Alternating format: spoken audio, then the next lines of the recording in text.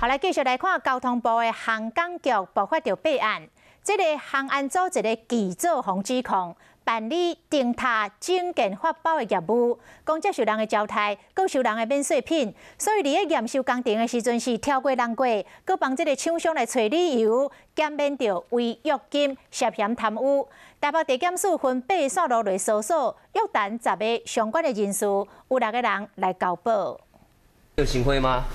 头无讲话，建筑师事务所和土木仔营造公司员工去团告案说明，因为两间公司涉嫌共乌洗歪钱。交通部航港局办理台湾本岛、外岛8座灯塔营造，负责监造和起厝内底2个标案的建筑师事务所和土木仔营造公司，涉嫌甲负责申办标案细成的人员乌洗，无好监工验收，公款会当顺利摕到工程款。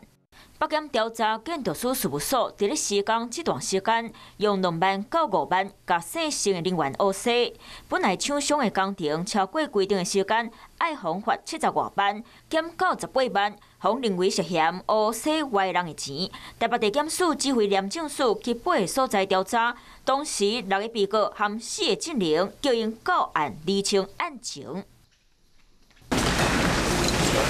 经过精神问话了后，土木仔营造公司负责人翁仔某以10万和15万交保，建筑师事务所翁仔某嘛以10万和15万交保。那细成的人员是犯贪污治罪条例罪，25万交保。